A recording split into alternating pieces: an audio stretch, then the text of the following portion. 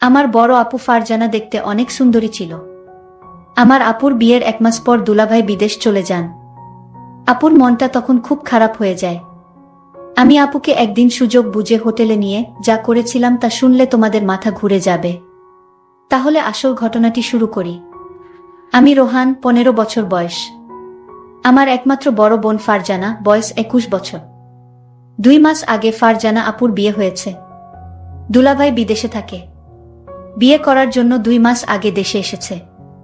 ফারজানা আপুকে দেখেই তার পছন্দ হয়েছে, তাই দেরি না করেই তড়িঘড়ি করে বিয়ে করেছে। আমাদের অর্থনৈতিক অবস্থা খুব বেশি ভালো না। বাবা একটা ছোট বেসরকারি প্রতিষ্ঠানে কাজ করেন।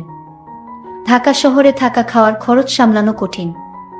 তাই দুলাভাই এর মতো একটা ভালো ছেলেকে পেয়ে বাবা আর মা কোনো দেরি করতে চায়নি।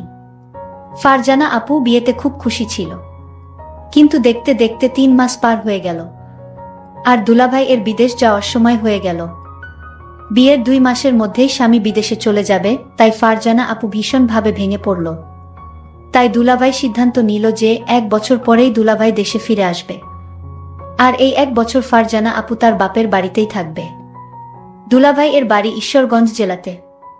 তাই বিদেশে যাওয়ার 1 সপ্তাহ আগেই ফারজানা আপুকে সাথে নিয়ে ঢাকাতে আমাদের বাসায় চলে আসলো। ফারজানা আপু আর দুলাভাই আসাতে বাবা, মা, আমরা সবাই খুব খুশি হলাম। দুলাভাই আর ফারজানা আপুর সাথে আমি খুব আনন্দের সাথে সময় কাটাতে লাগলাম। আমাকে দেখে আপু একটা মুচকি হাসি দিল। আপুর মুচকি হাসিতে আমার সাহস আরো বেড়ে গেল। আমি আপুকে বললাম, আপু তুমি আমাকে দেখে হাসছো কেন? আপু বলল, ভাইরে এটা তো হাসি না, এটা আমার অন্তরের কান্না। আমি জিজ্ঞেস করলাম, কেন আপু, কি হয়েছে? আপু বলল, তোর দুলাভাই বিদেশ চলে যাবে। এই কষ্টে আমি হাসছি, আর এই হাসির ভিতর লুকিয়ে আছে আমার কান্না। দুলাভাই বিদেশ যাওয়ার আগের রাতে আমি যা দেখলাম তা আমি ভুলতে পারছি না। আপুর রুমে কি হচ্ছিল আমি তা দেখেছিলাম, আর আমি তা এখন ভুলতে পারছি না। গতকালের দৃশ্য আমার মনে পড়তেই আমার ভীষণ ভয় লাগছিল। গতকাল রাতে আপু আমাকে কিছু বলেনি, কিন্তু আজকে আমি আপুর সামনে দাঁড়াবো কিভাবে? আজকে আপু আমাকে কি বলবে? এসব ভাবতে ভাবতে আমার মাথাটা আরো ভারী হয়ে আসছিল। তখনই আমার মা চিৎকার করে আমাকে সকালের নাস্তা করার জন্য ডাক দিল। আজকে দুলাভাই বিদেশে চলে যাবে, তাই বাবাও আজ বাড়িতেই আছে। আমি আমার রুম থেকে বাহিরে এসে দেখি বাবা, মা, দুলাভাই আর ফারজানা আপু ডাইনিং টেবিলে বসে আছে। আমি মাথা নিচু করে এগিয়ে গিয়ে নাস্তা করতে বললাম। আমি ভয় করছিলাম যে কখন যেন ফারজানা আপু গতকাল রাতের প্রসঙ্গ তুলে সবার সামনে আমাকে বকা দিবে। কিন্তু তেমন কিছুই হলো না। ফারজানা আপু একদম স্বাভাবিক ছিল। আপুর আচরণ দেখে মনে হচ্ছিল যেন গতকাল রাতে কিছুই হয়নি। আপুর আচরণ দেখে আমি স্বস্তি পেলাম। দুলাভাই বিদেশে চলে গেল। ফারজানা আপু সারাদিন মন খারাপ করে থাকল। সেদিন রাতে প্রায় 12:30টার দিকে আমি আমার রুম থেকে বাহিরে এসে দেখি ফারজানা আপুর রুমের জানালা খোলা, আর রুমের ভিতরে লাইট জ্বলছে। আমি এগিয়ে গিয়ে আপুর রুমের জানালায় দাঁড়ালাম। জানালার পর্দাটা একটু সরিয়ে দিয়ে দেখলাম আপু বিছানায় বসে বই পড়ছে। আমি জানালায় দাঁড়িয়ে আপুকে দেখলাম। আপুর মনটা ভীষণ খারাপ হয়ে আছে। বই পড়তে পড়তে আপু জানালার দিকে তাকিয়ে দেখল আমি সেখানে দাঁড়িয়ে আছি। আমাকে কিছু না বলে আপু আবার বই পড়তে লাগলো। বই পড়তে পড়তে আপু বারবার আমাকে দেখছিল। আর মনে হলো বোন আমার কান্না করছে। আমিও চুপচাপ দাঁড়িয়ে দেখছিলাম। বেশ কিছুক্ষণ পরে আপু বিছানা থেকে নেমে হাতের বইটা টেবিলে রেখে জানালার কাছে আমার সামনে এসে দাঁড়ালো। আপু আমার চোখের দিকে তাকিয়ে বলল, কি রে, কিছু বলবি? আমি থতমত খেয়ে বললাম, আপু তুমি ঠিক আছো? আপু সুন্দর একটা হাসি দিয়ে বলল, হ্যাঁ আমি ঠিক আছি। অনেক রাত হয়েছে, এখন রুমে গিয়ে ঘুমিয়ে পড়। আমি বললাম, তুমি কি এখনই ঘুমাবা আপু? আপু বলল, হ্যাঁ, তুইও গিয়ে ঘুমিয়ে পড়। আমি বললাম, আগে তুমি শুয়ে পড় আপু, তারপরে আমি যাচ্ছি। আপু আর কিছু না বলে একটা মুচকি হাসি দিয়ে রুমের লাইট বন্ধ করে বিছানায় শুয়ে পড়ল। আমিও আমার রুমে এসে শুয়ে পড়লাম। কিন্তু কিছুতেই ঘুম আসছিল না। বারবার আপুর কথা মনে আসছিল। আপু দুলাভাইয়ের জন্য কান্না করছে। সকালে উঠে আবার সবকিছু স্বাভাবিক। দিনের বেলায় আপু কখনো রাতের বিষয়ে কোনো কথা বলতো না। দিনের আপু আর রাতের আপু যেন সম্পূর্ণ আলাদা। আমিও কখনো দিনের বেলায় রাতের বিষয়ে কথা বলতাম না। এভাবেই আমাদের দিন কাটতে লাগলো। দিনের বেলায় আমরা দুই ভাই বোন স্বাভাবিক আচরণ করতাম, কিন্তু প্রতিদিন রাতে আমি আপুর রুম এর জানালায় গিয়ে আপুকে দেখতাম। কোনোদিন আপু জেগে থেকে বই পড়তো বা টিভি দেখত, আবার কোনোদিন আমি যাওয়ার আগেই আপু রুমের লাইট বন্ধ করে ঘুমিয়ে পড়ত। প্রায় 6-7 দিন পরে একদিন রাতে আমি ফারজানা আপুর রুমের জানালায় গিয়ে দেখলাম আপুর রুমের লাইট জ্বলছে, কিন্তু রুমে আপু নাই। আমি রুমের চারিদিকে তাকিয়ে দেখলাম, আপু কোথাও নাই। হঠাৎ আপুর রুমের বাথরুম এর দরজা খুলে গেল। আপু বাথরুম থেকে বাহির হয়ে আসলো। আমি বললাম, আমার ঘুম আসছে না আপু। আপু বলল, বেশি রাত জাগা শরীরের জন্য ভালো না, যা গিয়ে শুয়ে পড়। পরের দিন আমার বাবা আর মা সারাদিন চাচার বাসায় থাকবে, রাতে ফিরবে। আজকে শুধু আমরা দুই ভাই বোন বাসায় থাকব। তখনই ফারজানা আপু আমার রুমে এসে বলল, কি করছিস রোহান? আমি বললাম, কিছু না আপু, এমনি বসে আছি। আপু বলল, আজকে কি তোর কোনো কাজ আছে? আমি বললাম, না আপু, আমার কোনো কাজ নাই। আজকে সারাদিন আমি তোমার সাথে গল্প করব ভেবেছিলাম, যদি তুমি ব্যস্ত না থাকো। আপু বলল, ও আচ্ছা, তাহলে তুই গোসল করে ফ্রেশ হয়ে আমার রুমে আয়। আমি বললাম, ঠিক আছে আপু, আমি গোসল করে তোমার রুমে আসছি। আপু চলে যেতেই আমি তাড়াতাড়ি গোসল করে আপুর রুমে গেলাম। আপুর রুমের দরজা খোলা ছিল। আমি আপুর রুমের ভিতরে ঢুকে দেখলাম আপু রুমে নাই। খেয়াল করলাম আপু নেই। আমি পাশের রুমে চলে গেলাম, সেখানেও আপু নাই। তাহলে আপু কোথায় গেল? আমার ভীষণ চিন্তা হচ্ছে। হঠাৎ লক্ষ্য করলাম আমার রুম আপুর গলার আওয়াজ আসছে, মনে হচ্ছে চিৎকার করছে। আমি অবাক হয়ে গেলাম, কিসের চিৎকার আসছে আমার রুম থেকে। আমি আমার রুমে যেতেই দেখলাম রুম ভিতর থেকে লক করা। আমি জানালার পাশে গেলাম, গিয়ে দেখলাম সেখানেও জানালা লক করা। আমার মন চাচ্ছে জানালা ভেঙে ঘরে ঢুকে পড়ি। কি হচ্ছে রুমে? আমার বোন এমন চিৎকার করছে কেন? আমি কোনো উপায় না পেয়ে দরজাটা ভাঙার চেষ্টা করলাম, কিন্তু দরজা কিছুতেই ভাঙতে পারছি না। অনেক চেষ্টার পর দরজাটা ভেঙে ফেললাম। দরজা ভেঙে রুমে ঢুকার সাথে সাথে যা দেখলাম তা দেখে আমার মাথা ঘুরে গেল। একটি ছেলে রুম থেকে জানালা দিয়ে পালিয়ে গেল।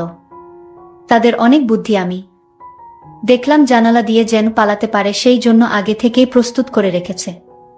আমি আপুকে জিজ্ঞেস করলাম, আপু তোমার রুমে কে ছিল? আপু বলল, সেই জবাব কি তোকে দিতে হবে?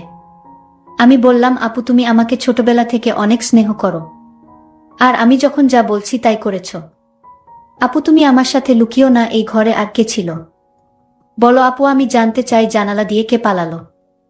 আমার বোন কোনো উত্তর না দিয়ে আমাকে বলল, শোন, তুই আমার কাছে আজ যা চাবি তাই পাবি, কিন্তু তুই আমাকে অন্য প্রশ্ন করিস না। আমি ভাবলাম আপু কি বলতে চায়। আমি যা চাইবো তাই পাবো।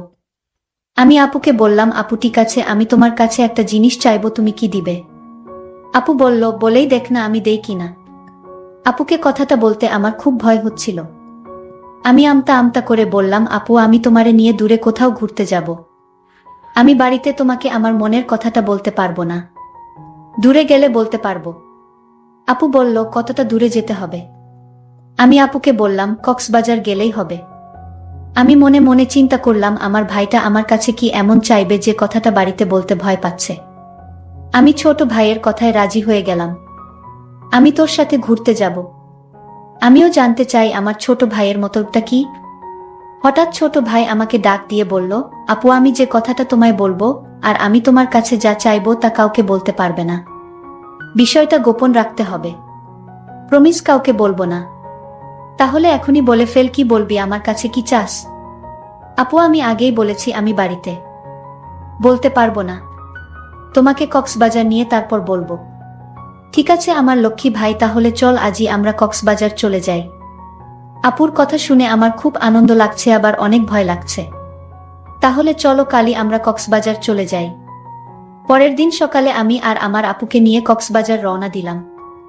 আমরা সকল 8টায় বাড়ি থেকে কক্সবাজারের উদ্দেশ্য নিয়ে রওনা দিলাম।